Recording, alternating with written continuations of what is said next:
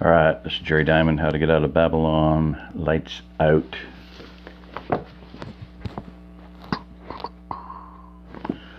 Never picks that up as a thumbnail. Go figure. Chapter 60. In sections, but I don't know. I have them marked. Yes, I do. All right. He heard her voice from a distance. Mark, wake up, she called. He didn't know why. It made no sense. He was wide awake, yelling about something. What was it? Couldn't remember. It was so aggravating. Now he could see her, but she was blurry, like he was looking through an out-of-focus camera. He could hear someone else, too. He's waking up. The second voice said. He thought he recognized it. Now he remembered. He was mad because Sam was pregnant. Or was she? Maybe it was someone else. He heard her voice again. Mark, are you okay? He could see her more clearly now. It all came to him suddenly, almost as if someone had twisted the focus on the camera lens so that the image became sharp and clear. He had been talking, if you could call it talking, to her about Sam being pregnant. When she told him it was she who was expecting. But then what? He couldn't remember.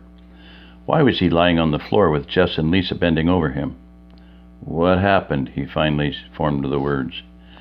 I think you had a mild reaction to the antibiotics I gave you, Lisa answered. Then her voice became stern. I told you to wait for me. Also, who said you could look at it and take the medical log? Look at and take the medical log. Sorry, he said automatically. Well, sorry isn't good enough, mister.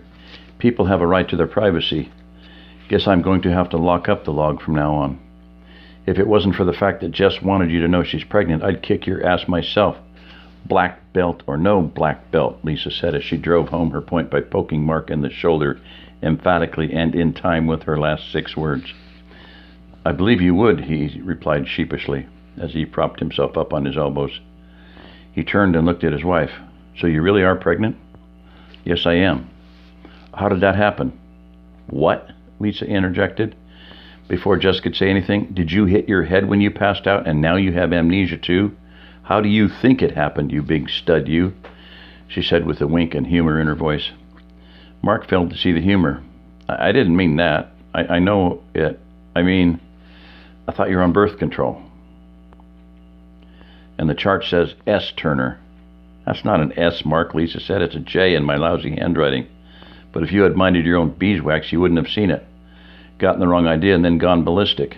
She switched back to the stern voice. You're right, but maybe you ought to put a magazine or 2 in that room so people have something to do while they're waiting on you, Mark snapped back. He didn't like her chewing him out twice for the same thing. And aren't you on the pill? He turned and asked Jess. I was until I ran out of them 8 weeks ago, she explained. I thought I was being careful, but I guess I goofed up. Are you mad? He didn't answer right away. No, I'm not, he said, surprised that he wasn't. 3 months ago I would have been, but now, I don't know. I guess I'm kind of happy as long as you're okay. Everything is okay, isn't it? Jess smiled and nodded her head at her husband. She's as healthy as a horse, Mark, Lisa said. It's you who worries me. Can you stand up?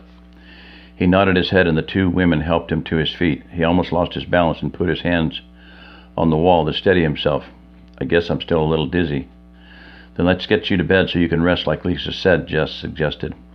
He walked through the house toward his bedroom, a woman on each side of him, to steady him. He felt a little like a condemned man taking the long walk to the electric chair, with a guard on each side to make sure he arrived safely for his appointment with fate. Once he was in bed, Lisa admonished him once again to take his meds, and then they left him to rest. He tried to get some sleep and probably did for a few short spurts, but his mind wouldn't stop long enough for him to get any real rest. Thoughts of a new baby both excited him and scared him to death.